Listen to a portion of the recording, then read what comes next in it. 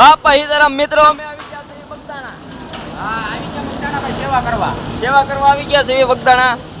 તમે જોઈ રહ્યા છો જેવાનો માહોલ છે રોવડાનો, આપણે વિભાગ છે રોવડાનો. અહીંયા આપણે રોટલી થાય છે ને અહીંયા તો બધા લાડવા થઈ રહ્યા છે. અને અમે છે ને દાળ બનાવે છે ને પડકે શાક બને છે અને એ બધા આમાં આપણે નાખવાનો અને ચોખા બની ગયા છે. આપણે તમને જો અમારા ગામનું મંડળ છે. હા તો આ નવી સિસ્ટમ આવી ગઈ છે વરાળું કહેવાની, કારણ કે સેવકોને વરાળું ન લાગે એ બાબતે તમે જોઈ દો છો. કેમ પણ એક નંબર છે. આપણા ગામના બધા મિત્રો આવી ગયા છે. દર 22 આવે છે મિત્રો. દર 22 તારીખે અમારું ગામનું મંડળ બંધાયેલું છે. 22 તારીખે અમારા બધા મિત્રો આવી જાય.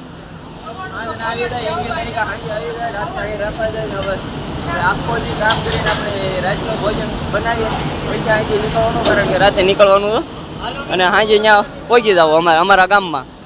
હા આજે અમારા રકીભાઈ અમારા ગામના જુઓ અમારા ગામનું મંડળ છે.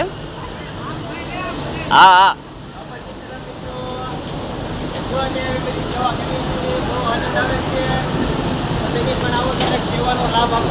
હા બાપા સીતારામ ભોજન સમારોહનો આખો વિભાગ છે, બહુ મોટો છે. તમે આ અમારે ગુજરાતનું મોટું રસોડું કહેવાય ને.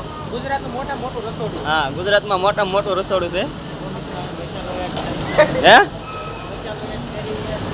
હા મસાલો એડ કરી રહ્યા છે. જુઓ મસાલો એડ કરી રહ્યા છે અમારા રોકીભાઈ. આવીને અહીં બધા સેવા એક પોતપોતાનો કરતા રહેશે. બહુ મોટું રસોડું છે અમારા બાપા સીતારામ ગજમરાજ બાપાના સાનિધ્યમાં. હજારો લોકો પ્રસાદી લેશે ફ્રીમાં. આવ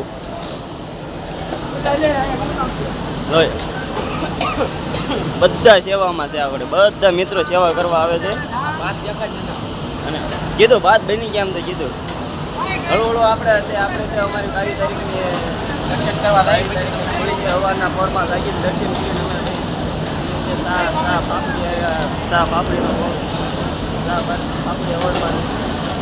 નાસ્તો કરી પછી કામે બધા લાગી જાય છે મિત્રો. જોઈ રહ્યા છો આમાં દાળ બની રહી છે. દાળ અને આમાં રીંગણા બટેટાનું શાક બની રહ્યું છે. આજની પચેજી છે દાળ રીંગણા બટેટાનું શાક, ચોખા, લાડવાની ગાંઠિયા ને બધી આમ ઘણી આમ વસ્તુ છે. ને બધા મિત્રો હજારો લોકો અહીંયા પ્રસાદી લેવા આવે છે, દર્શન કરવા આવે છે બાપા સીતારામના. અને તમારી કઈ તારીખ છે મિત્રો કોમેન્ટમાં જરૂર જણાવજો. અને અત્યારે આપણે આપણો વ્લોગ અહીંયા પૂરો કરવી જોઈએ, એટલા માટે અત્યારે બાપા સીતારામ બાય.